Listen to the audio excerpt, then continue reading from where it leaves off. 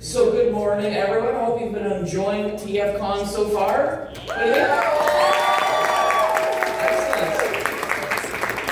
Well, to kick things off this morning, we have our panel of Earthspark voice actors. Joining us today is Z Infante,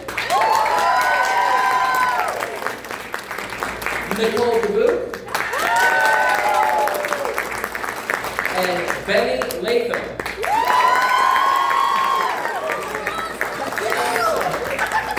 This is a Q&A panel, so the content you hear today depends on the questions that you ask. Now, I'm going to get things started. We always start with the same question. How did you get started in voice acting? And what brought you to the role that you pursued in Transformers? Great. As it's on, I'm going to check mic 1.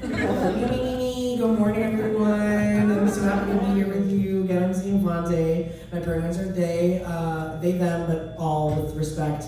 And I started voice acting when I was a little kid. I was in the movie School of Rock.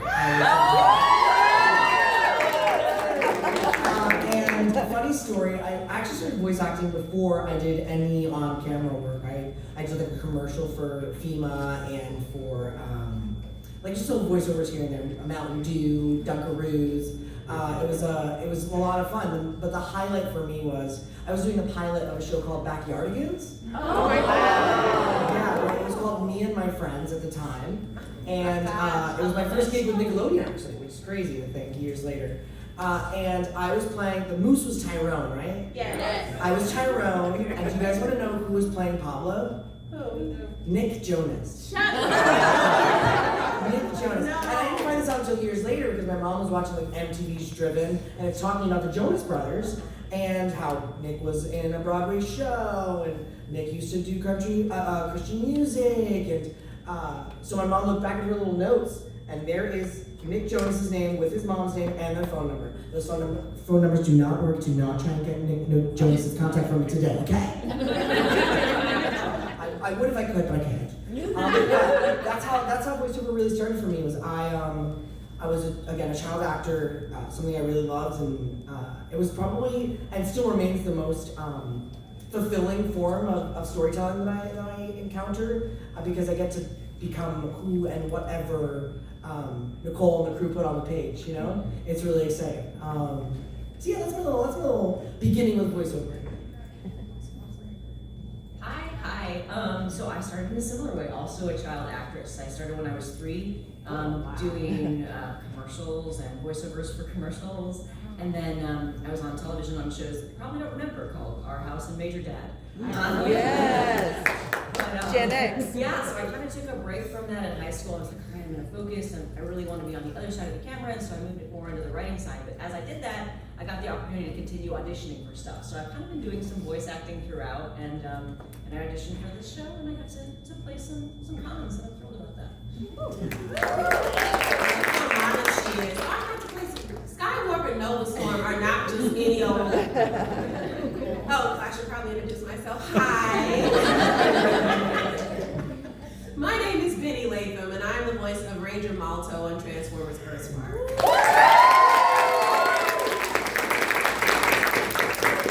I will never get used to that. Okay, so I started off voice acting completely by passion and by kind of weird circumstances.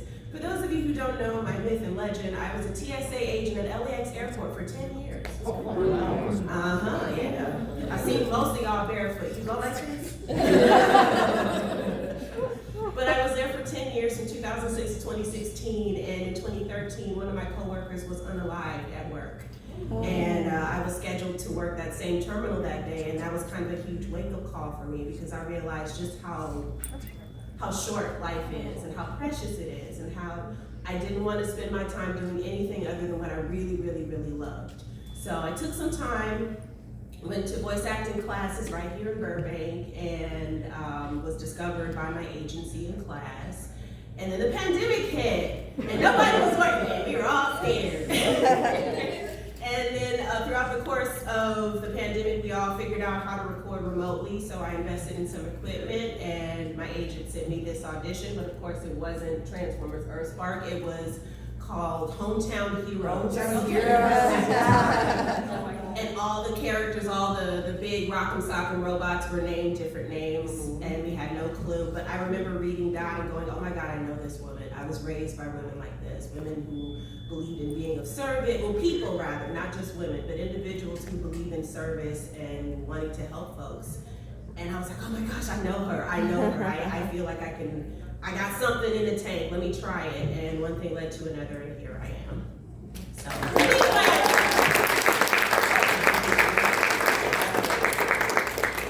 So if you have questions for our panel, please line up to the mic and ask your questions today. Anybody? It's always the first one. Don't worry. Somebody will bring you guys. He's iconic. yes! Oh my God, I'm taking your picture. Okay, well, okay, I gotta get those swords. Hold on. Okay.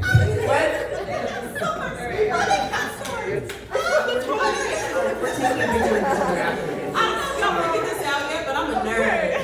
I'm a full-on nerd. Y'all don't understand. Yeah. Yes!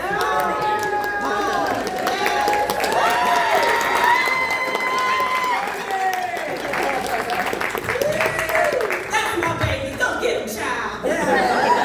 You know it. Oh my gosh, thank you so much for bringing such awesome energy at like 10 in the morning on a Sunday. We all lose an hour of sleep, baby. We're all fighting for our lives. But something I wanted to ask you all is what aspects of yourselves do you bring into each role, and how is your process of like getting the character in your mind and turning that into your voice? I'm gonna let the season pros. Y'all been at it. All right, I'll take this one first. What are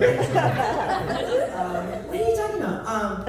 Yeah, so really great question. Also, I'm like mind blown again by your fit. It's just like so inspiring, so exciting. I think that the part of Nightshade that speaks the most to me, especially when I was auditioning, was the Doc Brown type description of like getting to be this mad scientist who's able to create truly from their imagination and their hopes and their dreams and setting an intention and accomplishing that goal. That is something that I feel like is very much my thing, especially the mad scientist part. I feel like Nightshade has brought out so much of me. You know, has brought out an element of my willingness to gather in community. You know, and really be a part of a family. That's always something that's my parents taught me, and my chosen family has taught me, is like, be of service, do kind unto others. And there's that line that Nightshade says, I'll be myself, an inventor, a protector of all in need. You know, that's what I think I was able to bring to Nightshade, and that Nightshade brought to me. Thank you. I feel like I want to talk about the casting side too, because when we heard your audition, I think there was a joy there that captured who Nightshade is, and that really made it sing, because it's such an important part of their character. That curiosity, that joy, and like you said, the family element. So anyway, just wanted to go off the rails there. But yeah, for me, I'm really excited to finally get to play baddies. And when you're a writer, a lot of times you're acting the voices on the page, either in your mind or talking to yourself, right? People think writers are crazy for a reason, not wrong. So it's really exciting to finally get to say those words into a mic instead of just me at my laptop and my husband going, are you okay? So yeah, I think it's really just getting to play that role. I feel like I've already distilled those emotions with their words. So that's for me. And then I'm going to talk about you really fast too, about casting. Again, I'm going off the rails here. The moment I heard her audition, she's heard this story before. The moment I heard her audition, I'm like, that's Dot. And I will fight anyone. Because the way we do it, we're really careful about we don't even have names. We're just listening to voices. So Dale, Ant, and I ranked all of our voices for each character, and then we would go back and we'd say, okay, here are our top people we want to get back, and it became like, we all chose you, so it made it a lot easier. There was no negotiation, like nobody had to promise anybody a firstborn or anything.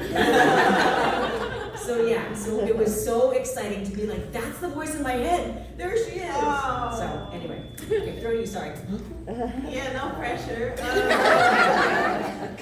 Well, I'm fighting for my life emotionally because, I'm thankful that something I did resonated with people that I've never met before, and now we have all these new people that resonate with God. But yeah, to answer your question, dear one, my voice is based off of my ancestors. I come from a family of service people who served in the military. And I'm too chicken to do it. I have the utmost respect for those that choose to do so. But that was my inspiration coming into DOT. People who had to leave their families behind to protect the greater good. I talked to a few of my relatives and asked them what that was like for them being overseas, missing Christmases and birthdays, and you know what that means. And DOT's fierceness came from my grandparents. I won't even try to attempt to take that because they had to move from a very not friendly place, Jackson, Mississippi. Y'all read between the lines. Y'all heard of Jackson? That sounded like Voldemort. Jackson, Mississippi. Austin, Texas. No, there's no secret for anybody who's read a history book. The South wasn't always friendly to people that looked like me. Right. So they moved to California to give me a better life, and I thought, what better way to honor their service and their sacrifice by taking something that they did in real life and bringing it into a character that I love with everything in me. So Dot is a gift from my ancestors to all of us. Thank you so much. Those are beautiful answers. Thank you for coming. Rest. Oh, and another one. Hi, guys. Hi. Hey, by the way. All right. I feel that every series has that one line in it that just makes your knees buckle for one reason or another. What was the line in this series for you guys? Whether it was yours or not. Ooh. Well, I love listening to myself talk, so I'll say that. No, look, another story from my audition. So I was in my closet. It was the lockdown, and I had my mascara on. I had my favorite top on. I was like, I want to feel confident as I step into this conversation.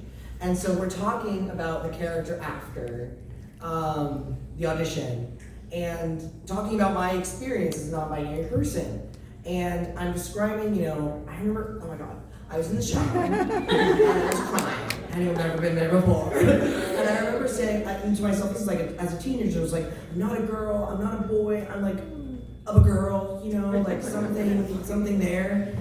So when I found out the word non-binary, it was a word for an experience that I always had, right? It was truly something that felt so inspiring. So when I got to see the episode in Philadelphia, when we're on the rooftop, myself and Sam, and I say, what a wonderful word for such a wonderful experience. I was like, wow, they listened to me. They heard me, they saw my experience, and they said, that's Nightshade. Like you just acknowledging the joy has been, like that has been a story I've been able to tell over the years of like, I feel for all of time, like my experience is embedded in this character and in those lines. So that's the, what a wonderful word for such a wonderful experience. Oh,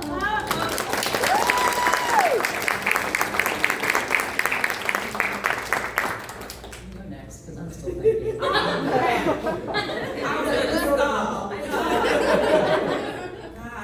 that's a fantastic question. Yeah. I have three that I have in the tuck. The first one is mom rule number 1: don't mess with my babies. That's kind of been on the meaning as time progressed.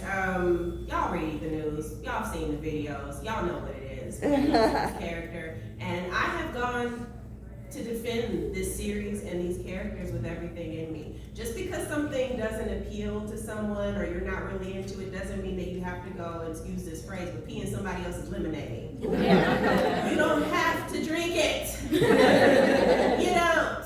If you don't like it, you don't have to watch it. And yeah. But the other line that really sticks out to me, and it was one that was delivered to Nightshade the day that they discovered their alt mode. That's my baby. Go get him, child. Because don't we all want to hear a cheerleader in our heads when we're trying to do something for the first time and we want to own it. We need that little extra boost of confidence. When I hear her say that to them, it's like a warm hug, and it's like no, you belong here. You show up how you show up. take up space, baby. So, yeah, okay, go. Okay, so this is hard because there's so many characters I love on this show that I've written for and are so fun, but I feel like time and time again I will come back to Megatron dialogue.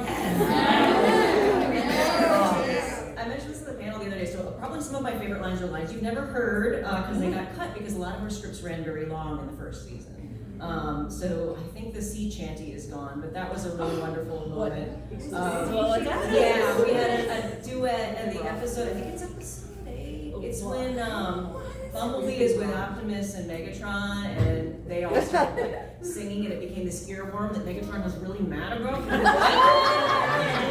So that got cut, and then there's a lovely scene, I don't know if you ever saw it, of the first time that Dot meets Megatron. Oh, yes. Yeah. Remember that? So that I don't remember the lines, but I remember. That's one I love. So, you know, I'm like telling you things that don't exist. But so if I had to pick like one of the lines I still chuckle at is, and I'm not going to get it right, so you guys can help me, but it's in the pilot. And it's when, first of all, they mentioned the Battle of Burbank, which I got a real kick out of writing. But I think there's something along the lines of like, Megatron says something about using force, and I can't remember it, but I love it. It's in the teaser, so it's in the pilot. I don't know if you guys remember. I have to look it up again. You need to understand that when I write something, it goes into a file, and I have to access that file, and it's very dusty back there. So, all right, I'll look it up, and I'll say it later. Thank you guys so much. I can't tell you how many times we've actually used those lines you guys told about in our house. Which one? Both of them. This is all of those lines there. It's like we're constantly quoting Transformers in our house, whether our non-Transformer friends in the house understand what we're saying. But we'll yell all of those all the time, and it gets to be hysterical in our house. Oh, yes. Thank you so much. Yay! Thank you. Hi, Bumblebee. Hello, I'm good. How are you, darling? Doing well. So, yes, I have two questions. Like one is like follow-up questions, but I forgot the pandemic existed, so I don't even know if my questions gonna work. But like my I guess my first question is like were you guys able to? I don't know how recording booths work, so it's like I guess were you guys able to like work like together like in a single room? I guess and the second follow-up question after that is like, what was it like working with Rory McCandless Megatron? Oh, that's a question. Well, regarding the pandemic, all of us recorded remotely initially. So my first time hearing and seeing my castmates was during the Zoom call where we all got to do the table read, and everybody was this big. But that was the first time I got to hear the sounds of my children and my husband and my partner in crime, Megatron, although Rory was not at the table read. I've never met Rory McCann personally, so everything that you hear between God and Megs, I had to work off of memory and the amazing direction that we have with Christy Reed. Yeah. So, yeah, sorry, nothing more exciting than that, baby. That's right. The pandemic ruined everything anyway. So. Well, it made us all closer together in some ways, and it taught us that we can shift on a pivot when we really want to. The industry's figured out a way for us to continue to work and for us to bring this series to you. So, you know, all's well that ends well. Yeah. And we were in our closets a lot of the time. Yeah. I got some shoes. I went back into the closet for the show.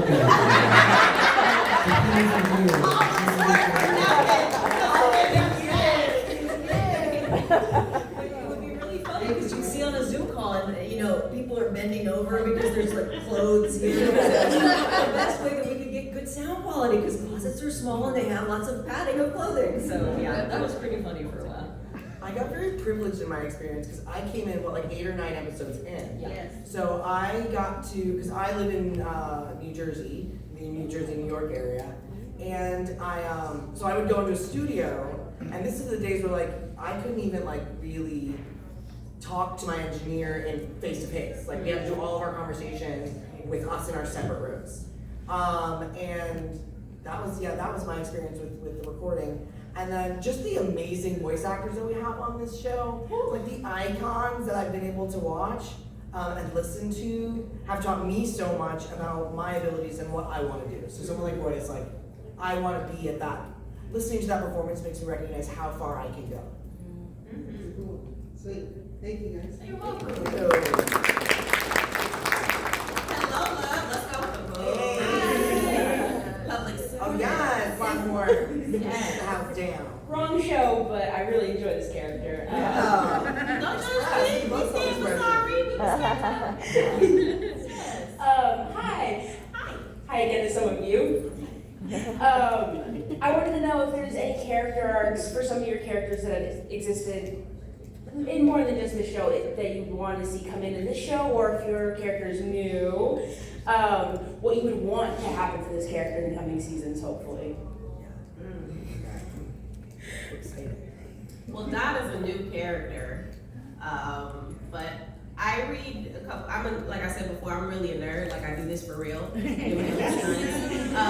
I've been following a comic book run called Void Rivals. Anybody here? Any G.I. Joe fans in the house? Okay, so for those of you who read Void Rivals, those of you who don't know, it's a crossover between G.I. Joe and Transformers, right? Now, how many of you think that it would be dope as you know what to see Dot as a Joe?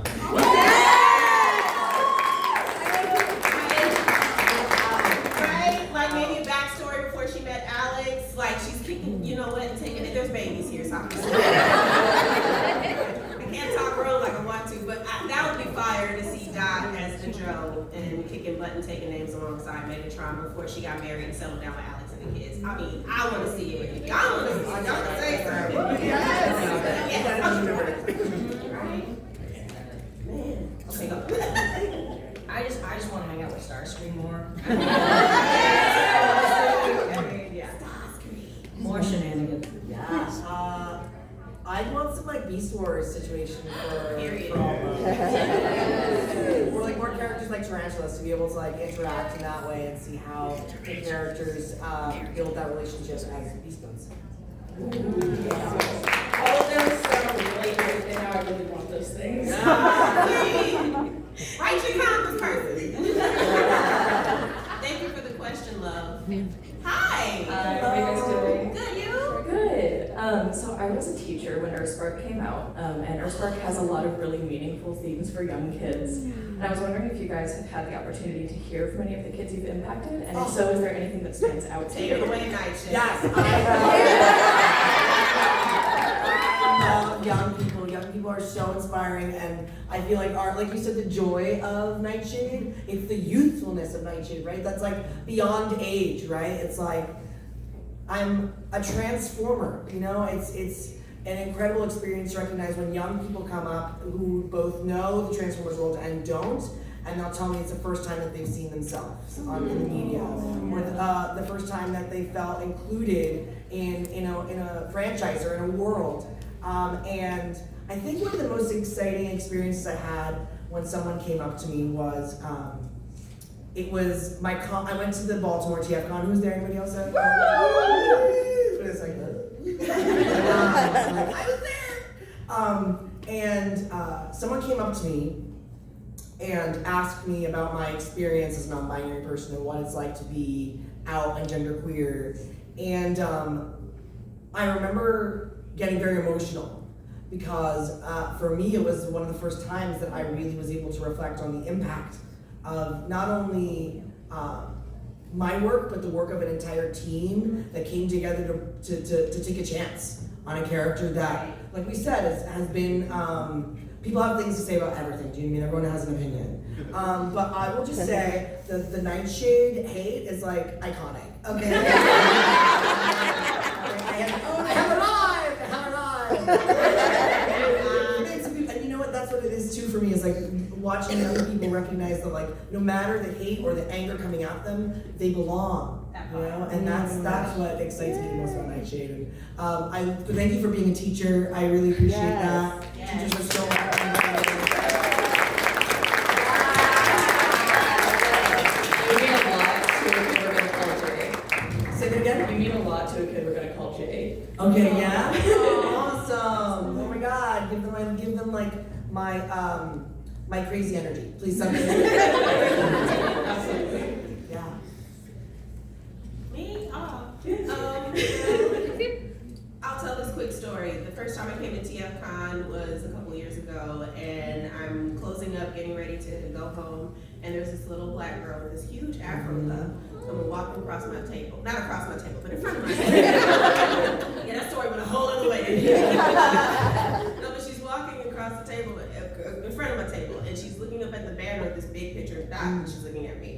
And she looks at the band and she goes, "Do you two cartoon voices?" I said, "Yes, I do." "You voice that lady?" "Yes, I do." "Huh. Daddy, this lady look like me." So I cried all the way to the car. And I tried to find this baby so I could sign everything I had on me to give to her, but I couldn't find her. And I'm hoping I see that little puff again. But the short of the long is that little kid, I'm from Compton, California. Okay? Right. And people like me weren't on television a lot. And when I say people like me, I mean characters like Doc. Characters that kick butt, take names, and just so happens to be multicolored. Right. And what I appreciated about the show was that it wasn't so much about, oh, this is a black character doing all the things. The people, no, she just happened to be a mom who loves her family, loves to be of service, and she looks fine as hell. And like Z reiterated, we get to see ourselves reflected. And sometimes that's enough for us to aspire to do better for ourselves and for our communities. Yes.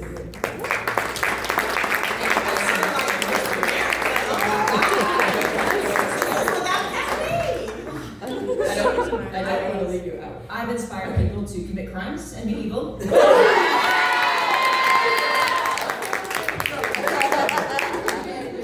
I want to do behind the scenes a little bit here too. We had a writing staff that we chose to make sure that we were able to speak to the characters in an authentic way. And we had an entire team that it was very important to all of us to make sure that we were doing authentic versions and not our version of what we think this character would be like. We wanted to talk to people who had, lived a non-binary experience, that had been, in the communities that you talked about, growing up Black. And I talked to so many Rangers doing research for your character, and hearing that a woman ranger, especially a Black woman ranger, would be in a show meant so much to so many people, just even on that pre-side. And so I feel like it's a gift that we got to tell these stories, and that you both brought them to life so beautifully and beyond anything we put on the page. That's the thing, is you do a little step and then they spike, and it's nice. Thank you guys so much. I appreciate it. Thank you for your service as a teacher. You rock my socks. Hi. Hello, hi. I'm quite a lurker when it comes to transforming community. I've been watching this stuff for like 10 years now. So it was incredible to see Earthspark just kind of come out of nowhere and be like, oh, by the way, we're just gonna do all these things in one season. I'm like, wow, this is incredible. I have questions for each of you. I've been pondering. I've been in my mind palace. You must be a Raven. I don't know why I took a test yet. So for Benny, I love your performance as Ranger Malto. It was what sold me on the show originally. Because it was growing up as Black Filipino mix, I don't see me anywhere. Oh my gosh, it's Mo! It's me!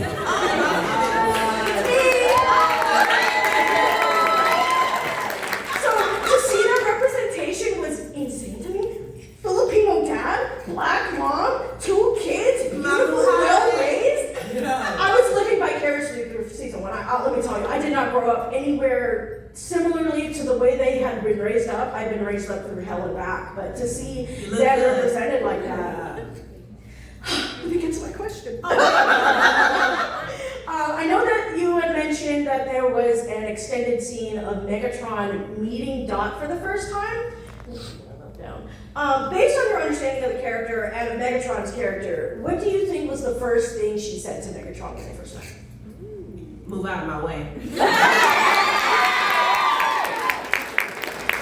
No, because in the scene she's in the middle of rescuing someone. Really? Yes, and it was in the middle of a huge climactic battle, and she was actually rescuing a Cybertronian. She wasn't rescuing a human. Wait, I think I remember seeing that. Megatron was about to give her what for, and she's like, look, you can get right, get left, or get out of my way. I'm here to save your people. That's what I've always appreciated about Ranger Malto, is that she is so willing to do what it takes to get things done, and in the way that people deserve to have that done for them. So like, I want to be just like her when I grow up. Me too! I've never seen myself represented in a show before until Earthspark, like legitimately. I've been watching cartoons since I was born. So.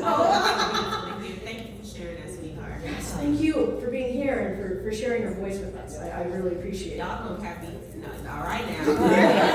This is not waterproof. Tears are gonna get out of you. I'm fighting for my life.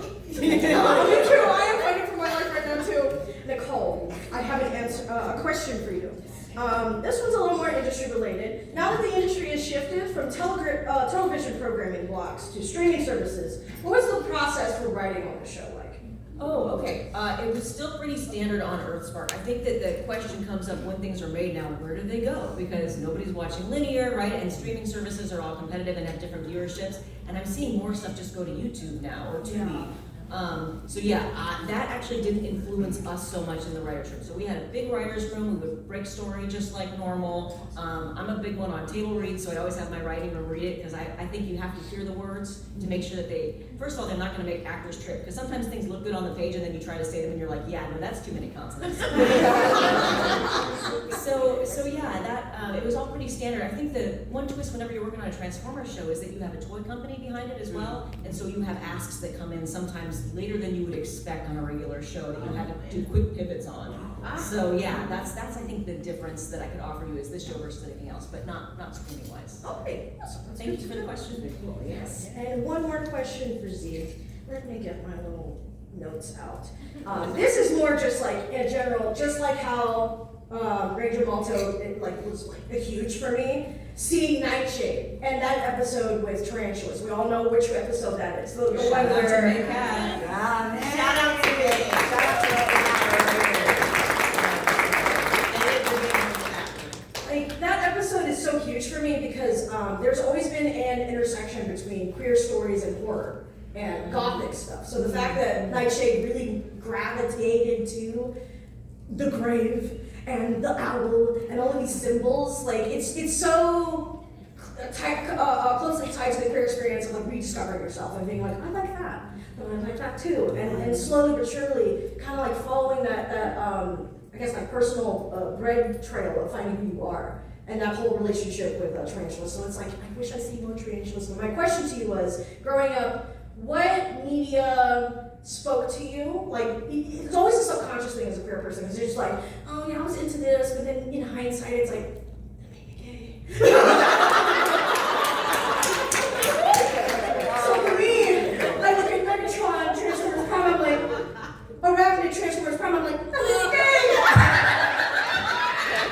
So for you, my question is, what was your, I guess, awakening? What was your ideas like, oh, I like Yeah.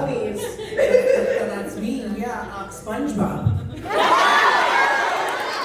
SpongeBob unlocked so much for me, both as a neurodivergent person and as someone who's queer, in the sense that like queerness is not just about, we all know this, we know this, right, in so many ways, that like queerness, gender identity and sexuality are two different things, right? And my experience with SpongeBob was like, SpongeBob is genderless. Do you know what I mean? SpongeBob is just SpongeBob. You know, like, it's a sponge! Yeah! They're a sponge. And so I just remember feeling like the relationship that they built with Patrick, that best friendship. You know, F is for friends who do stuff together, U is for you and me. And it's for anyone, anytime at all down here in Deep Blue Sea. You know, like, that bond, that connection, I think is what really taught me about myself and showed me that like I could love and be intimate deeply in a friendship, and it didn't matter the gender of that person.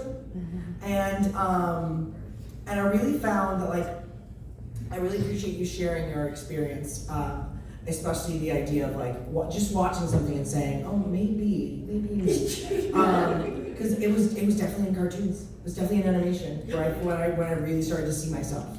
Because I remember I did this activity where it was like a social justice class, and we were talking about, we all started at the same line, right? And when a question was asked, we'd take steps forward.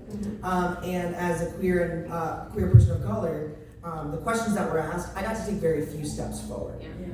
And when I was asked the question, or we were all asked the question, do you feel like you see representations of yourself in the media? I had to take a step back.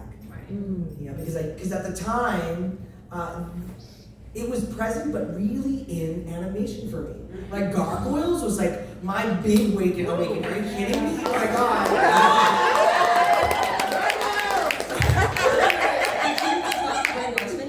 Oh no, but I'm looking at that table. We're going over there after. Oh my god! We're gonna go see Greg Weissman. Nuh-uh. Yeah. I ain't Greg.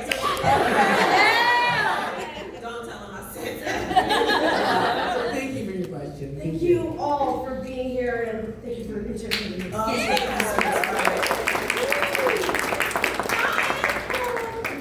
Do you guys want some tissues first of all before you move on? This is holding. I'm amazed at this glue. Alright, I just want to say thank you first of all because I had a really deep rut with Transformers. Like I couldn't watch it at all without cringing anymore. But then when Earthspark came out on Netflix, I watched the whole season in one sitting. And I forced my brother to watch it, so I want to thank you guys for getting me back into the fandom with this show. I appreciate it a lot. Thank you for taking the chance. Yeah. Awesome to hear. For my question, how was it for your characters to interact with a Megatron in his redemption arc and for Charlie? How was it writing for a redemption arc Megatron? I mean, so I was really, this is one of the reasons, when they asked me to come on the show, I'm like, I've done a lot of Transformers. I'm not sure I have anything else to say. And then I read Dale's pitch, and I said, oh, okay, maybe we can tell some really good different stories here. And the Megatron of it all made me very excited. And originally, again, I'm sorry, I'm repeating some stuff from the panel yesterday, but originally, Dot did not like Megatron. She didn't trust him, and she was with Optimus. And I said, well, if we want our audience to believe that Megatron has really changed, we need someone in our cast to also believe that, and it needs to be a person that we all trust. And so I said, so Dot and Megatron are besties, and they were like, what? and she's gonna do an eyebrow at Optimus because she's also not so sure about him, which was a big kind of sell, I think, for Hasbro, right? Because Optimus being Optimus. And so for that, I thought it was really interesting to explore almost the band of brothers of it all, and your relationship with Megatron was so interesting to me. And then moments where you have to do, just in like life, you're like, well, you know, that may have been the wrong way to do that, but I can see what Megatron's saying, because they're also not doing it. Ghost is not doing a great job over there. So I think one of the things I loved about that was being able to do those shades of gray, making it something we all have to think about. And also I love Megatron. So There's a line from the Misconnection episode that Doc says to Nightshade regarding Megatron that I'm thinking of now that you've asked me this question. I'm trying to find it. Nightshade, everyone deserves a second chance. Yeah. Whether they're human, Autobot, or Decepticon. But not everyone uses their second chance wisely. Ooh. So with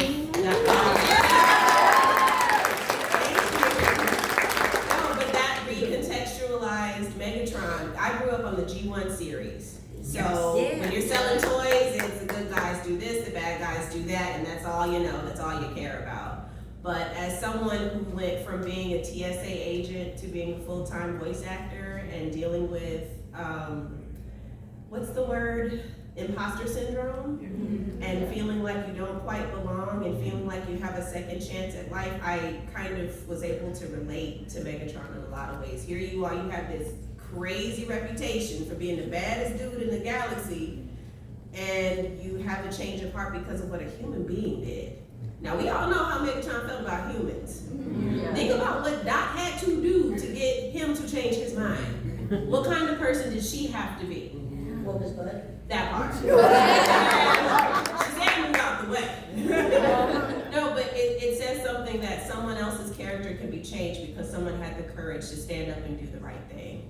And even somebody like Megatron was able to recognize that and make a change for the better, because she said something that resonated. I'm saving your people.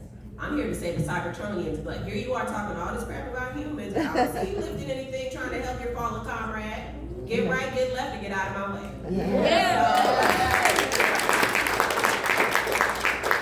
That's what really brought it on home for me with Megatron. not running up and hanging on his shoulder like he's scared of thank you. I'm fangirling over it too.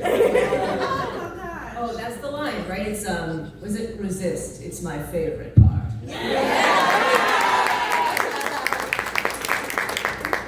Does anyone have a weird uncle? No, it's okay, great. Sure, wish I had. No. Yeah, so having a relationship, or the relationship that I do in the show as Terrence, it's one of those interesting experiences of, like you said, everyone deserves a second chance. And I feel like Megatron for Nightshade is an example of what Megatron's early, like what not to be when you grow up, and who not to grow up to be. I had that uncle. Oh my god. And what in my own experience I learned, and what I feel resonates with me and my relationship with Megatron, or Nightshade's relationship with Megatron, is that anyone can change. You know, and change is hard.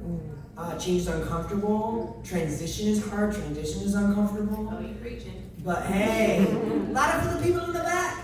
I just feel like something for Nightshade that I've taken away, and with all of the adults, right, that like are raising these Terrans. Someone like Megatron is a great example of not just redemption, but of acceptance and recognizing what I did was wrong, what I did was hurtful, and that I can do something about it. You know, making that real sense. Let's hear for bad guy accountability.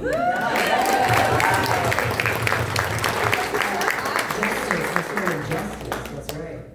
And I want to say one more thing. I learned all of those lessons from my dad sitting right there. So to see this in a show from one of my favorite characters in all of any series was amazing. And I want to thank you guys so much for giving him that aspect of himself. So thank you guys.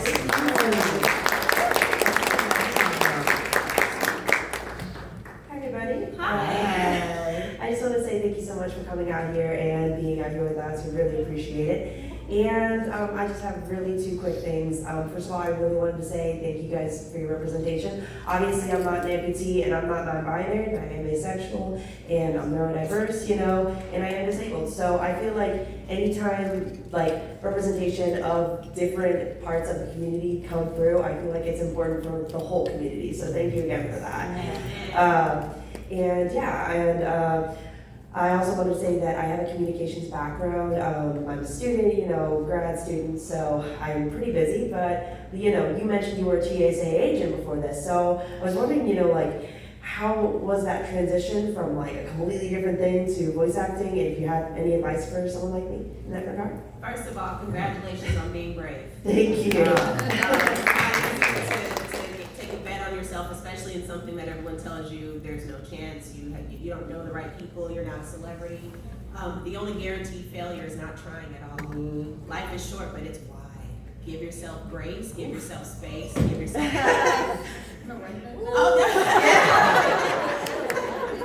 Those lessons were gifted to me by many elders who took time to share with me as well. But give yourself space, educate yourself on whatever it is that you want to do. Okay, study to show yourself approved. Be honest with yourself that there's certain things that you can't handle, but know that there's more than one way to do something. Okay, and I'll be looking for you. All right, sure. Okay, perfect. Will you repeat the question for me? Oh, of course. It's just like, did you have any like advice for like, I guess, a beginning voice actor or someone who's coming from a completely different field, that sort of thing? Yeah. So my career's mainly been in theater, in live theater. And yeah, I did a lot of voiceover stuff when I was younger, but it was a really interesting transition back into the voiceover world because I was able to do Transformers with our voice director Christy Reed at the same time that I was doing Dead End Paranormal Park on Netflix. And I got to play a non-binary character there as well. So it was really cool to be able to take my theatrical background and say, oh, I learned so much there. I learned it's such a rich experience of learning. I feel like that parallels to whatever world you're in, right? And recognizing that whether you go into communications or you go into law or whatever it is, you can bring those skills that you learn there to whatever, whatever dream comes next. Whatever Especially dream is communication. there. All right, know how to talk. Yeah. If you haven't checked out Dee Bradley Baker's page, have you? There's so much excellent resource there that you can take a look at. And one of the things I always say when people say they want to get into voice acting, I say, okay, well, we're hiring actors. So you have to work on the acting craft first. And also improv, I know it's so hard. I did improv in college, I still have these flashbacks occasionally. So I back out for an game. So things like that can be useful, but also just getting a script that you find and reading it for yourself. I think it's really important to hear for yourself, and you have to be able to give yourself direction. So read a line, say, okay, now I need to do the more serious version of that. Well, how would I do that if I was unsure? And so listen back to yourself. One of the things that's really helpful is being able to know what you sound like and how to make your voice change to get the needed direction. So those are kind of like, Yeah, and train in any way you get access to, right? I've taken voiceover classes, I've done voiceover coaching, I've been a voiceover coach. Something I learned from being a voiceover coach is like, my students teach me how to be better at my job. It's, the teacher is the student. Sure, okay, thank you, appreciate it. Thank you. We have about 7 minutes left in our panel, so if we, I know we have really big questions, if we could try to condense those questions, maybe one each, so that everybody gets in line, or everybody gets a turn in line. Thank you, great. Thank you, 7-minute warning. Yeah, thank you, Saturday, nice to see you here. So, Big Guy Megatron, was that inspired by the IDW comics where he became a good guy in those? I bet it was Dale who came up with the idea, so, but I bet that's the case, yeah. Oh, okay. That's what I heard. Yeah, I just love old comics. No, as a comic book fan, I noticed that too, that I didn't want to nerd out too much. Like, I don't want to scare them. I don't know how many nerds they hire for these things, and I don't want to ruin it for anyone coming after me. But that was a great question. Yeah. And for those that haven't read them, they're really good. All right, thank you. Thank you. Let's go ahead, I'll make this quick, but I just want to say Earthspark has been huge writing-wise, just from the found family to the genuine character relationships that's been built. Oh my God, don't cry. And Nightshade was, God damn it, Nightshade was huge for myself and Nightshade was huge for myself and my queer friends. Deep breaths, baby. Yeah. Deep breaths, deep breaths. There you go. It's okay. Nightshade was huge for us as a dinner food critter. When we saw them, it was just, it meant so much. That was fun to say thank you. Okay, and for Betty, how does it feel to be the most based human character in all the Transformers?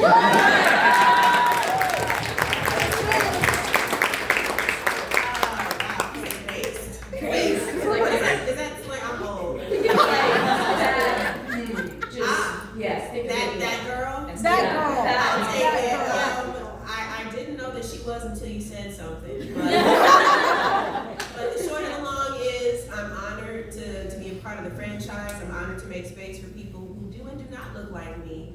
And I'm thankful to be the voice of somebody's childhood at some point, because that's how you live forever.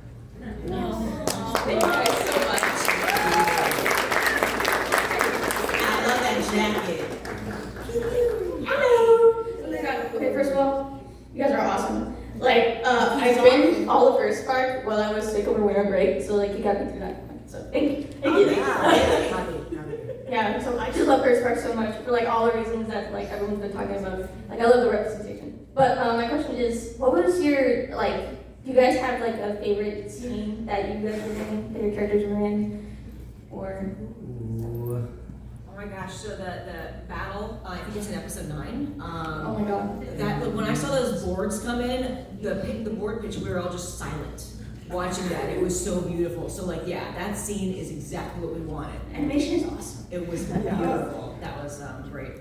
Can I just say also, there's a scene again that you will never see. That we spent so much time when we introduced the new Terrans that we didn't get to see like all of their character, and I wish we had, at least the actors got to read it and know what we intended, but there's so much fun interaction. Whenever you write, these characters are literally your children, they're your mind children, and so you feel very strongly about them and care about them, and so I'm going off the tracks again, but I want to say, whenever I hear someone say, this character meant so much to me, or I love this show, it's like, no, I'm gonna cry.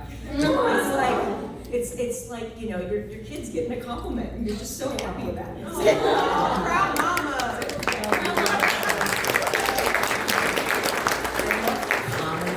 The comedy embedded in the show, like I'm a clown. Do you mean I get to play a pinky clown? It's like a job, I love it. And there's an episode. Forgive me for not knowing which or exactly the circumstances, but there's an episode. Maybe you guys can remind me.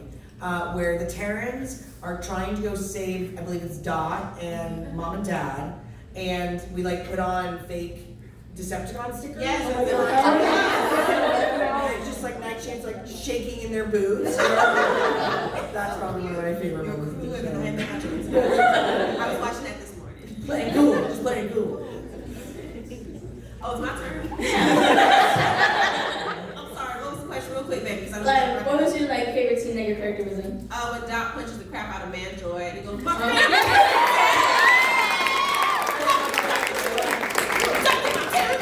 That was her whole mission statement. You touch my family, now you got to die.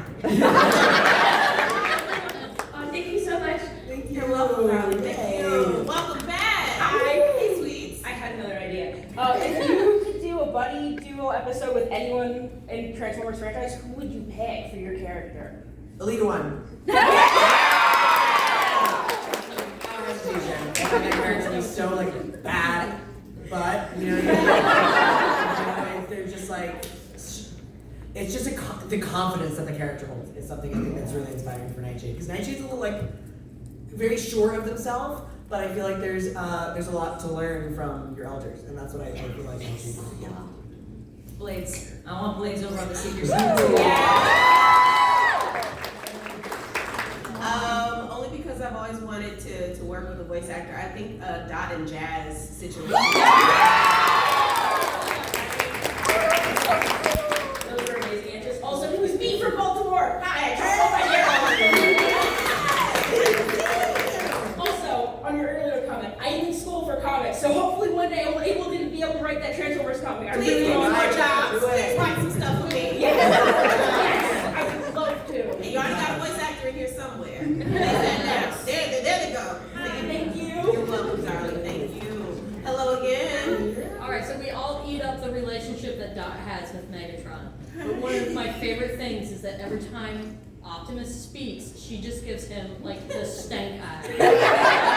Just like every time he speaks, it's like, why are you speaking?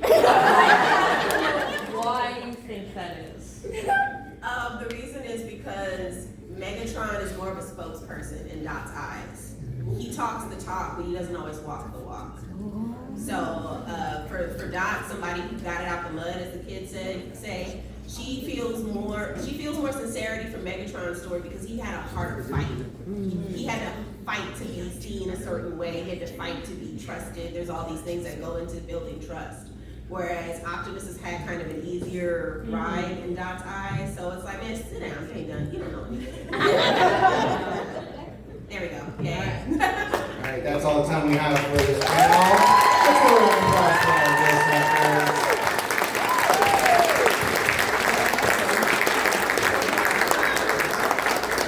We've got another panel coming up. I don't know, maybe Nicole wants to stay for this. It's the Rescue Bots voice actor Q&A panel.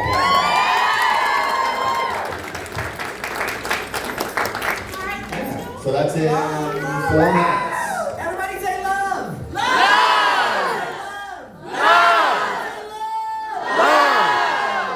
Alright, these guys will be at their tables. I like that party at Greg Weissman's. So you can see them at one of those 2 places.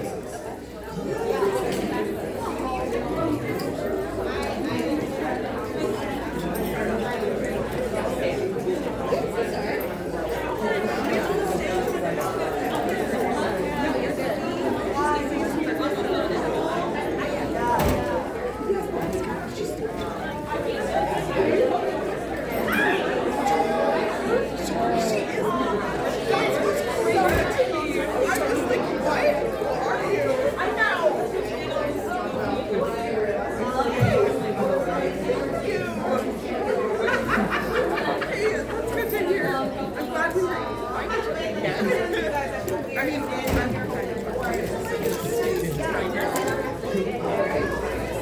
appreciate it.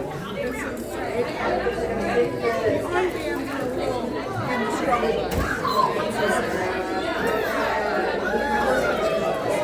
It's fine. So what are you doing for today?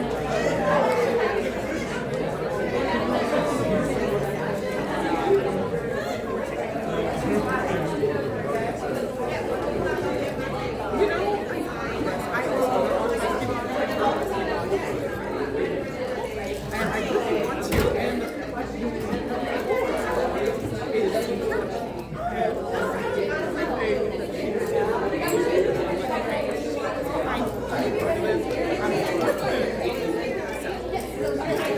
I'm probably gonna head over.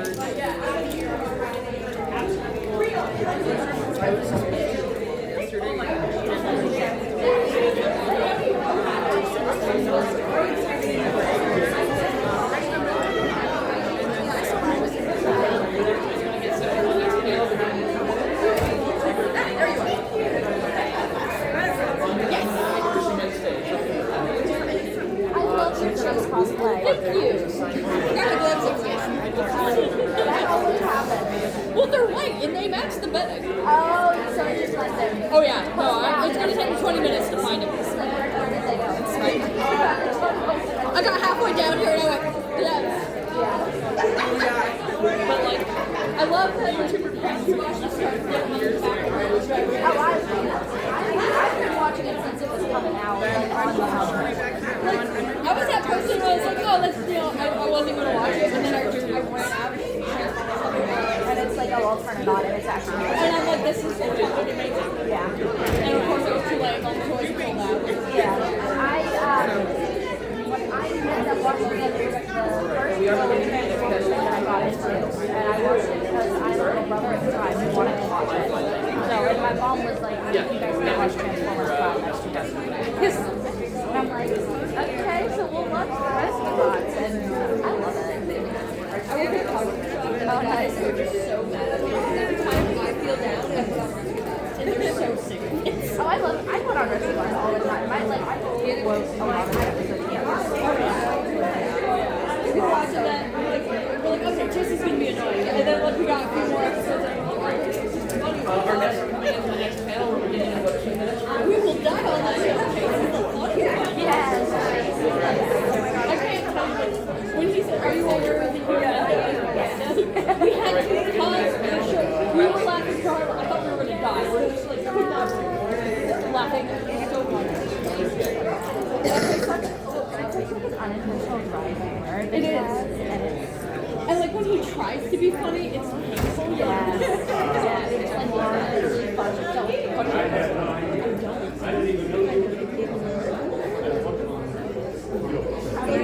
I'm watching it. I was like, sir, I have to put my second hand in there is hard. Oh yeah. I remember I first got into Transformers from, sorry for no, I first got into this is a con for it. I first got into Transformers from Rescue Bots. And that was my thing, yeah. Wow, when I used to really be into Batman and Robin, and Rescue Bots played right before Batman and Robin. We didn't have a DVR, and I wanted to miss it. So I watched it, and I was thinking, oh, this is just a stupid baby show. And then I watched it, and I'm like, oh, that wasn't too bad. So I started getting up really early to watch it, because the things, the panel switched. You got it. You got it. You got a favorite?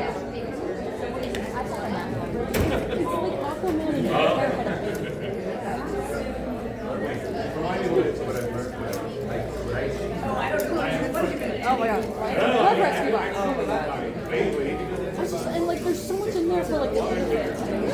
I'm like, there's so much in there. Like, on the broadside unicorn and the lava. God. Yeah. The references when it was like sound voice actors, and it's the voice actors too.